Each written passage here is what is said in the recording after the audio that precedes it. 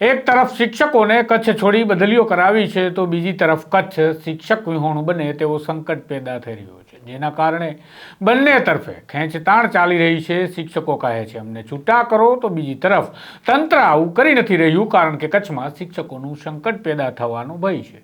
ત્યારે આ મામલે આજે આમ આદમી પાર્ટીના સ્થાનિક આગેવાન સંજય બાપટ પણ ભીખ માંગતા જોવા મળ્યા હતા। આવો વિગતવાર વાત કરી અને સમજીએ કે કચ્છ પર આવેલા આ શિક્ષકના સંકટના મામલાને અને શિક્ષકોની બદલીના મામલાને શું લેવા દેવા છે।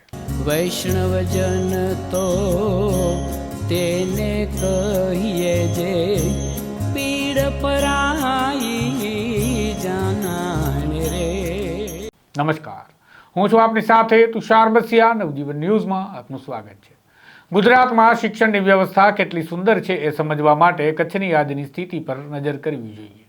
કચ્છમાં હાલ સ્થિતિ એવી છે કે આજરોજ મોટી સંખ્યામાં શિક્ષકોએ રજા મૂકી જિલ્લા પંચાયત શિક્ષણ સમિતિ સામે વિરોધનો મોરચો ખોલ્યો હતો।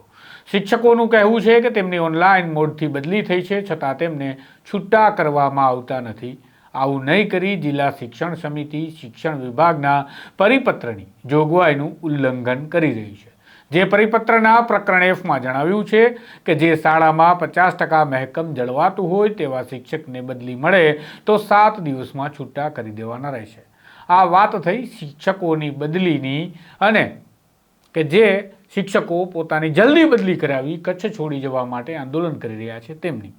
હવે વાત કરીએ આંકડાની અને તંત્રની, તો વિરોધ કરી રહેલા શિક્ષકોના જણાવ્યા મુજબ 1700 શિક્ષકોની જિલ્લા બહાર બદલી થઈ છે, પણ તેમને છૂટા નથી કરવામાં આવતા।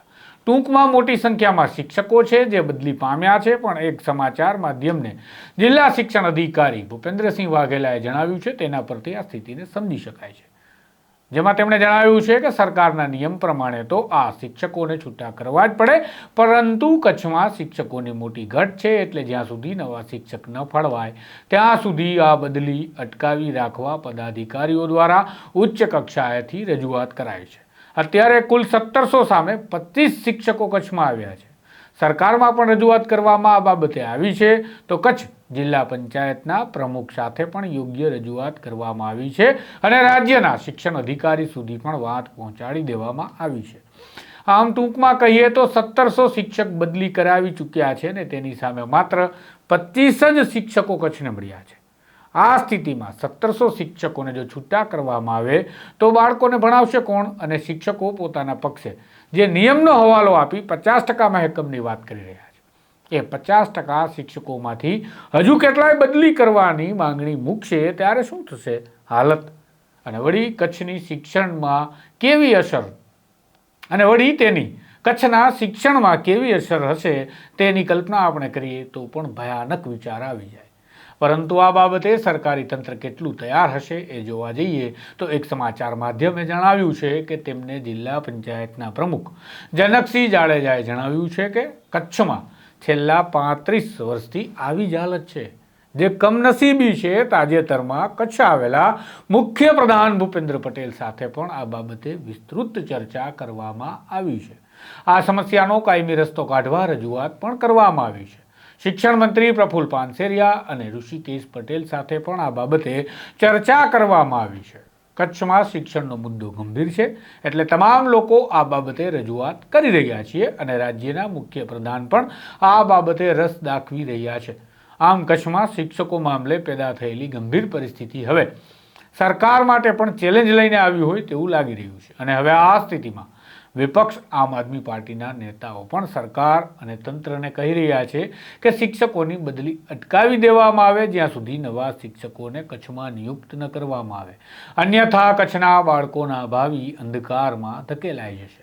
જેની માંગણી સાથે આમ આદમી પાર્ટીના સંજય બાપટે કચ્છના વિવિધ વિસ્તારોમાં ફરી ભીખ માગવાનો કાર્યક્રમ પણ યોજ્યો હતો અને તેમણે કહ્યું હતું કે સરકાર શિક્ષણ માટે ખર્ચ કરવા ન માંગતી હોય તો અમે ભીખ માગી પૈસા એકત્રિત કરીશું અને બાળકોના ભવિષ્યને બચાવવા માટે પ્રયાસો કરીશું। આમ શિક્ષકોના મામલે રાજનીતિ પણ કચ્છમાં ગરમ થઈ છે અને શિક્ષકો પણ બદલી માટે આંદોલનના મૂડમાં દેખાઈ રહ્યા છે। ત્યારે સરકાર અને સરકારી તંત્ર આ સમસ્યાનો કેવો તોડ શોધે છે તેના પર શિક્ષણને લઈ ચિંતિત બનેલા કચ્છવાસીઓની નજર છે। આ પ્રકારના અહેવાલ, વિગતવાર સમાચાર, પડદા પાછળની કહાની અને આપને સમજાય એ ભાષામાં જો આ બધું જ આપને પસંદ છે તો નવજીવન સાથે જોડાયેલા રહેજો. આ ચેનલને સબસ્ક્રાઈબ કરવાનું ભૂલતા નહીં. નમસ્કાર.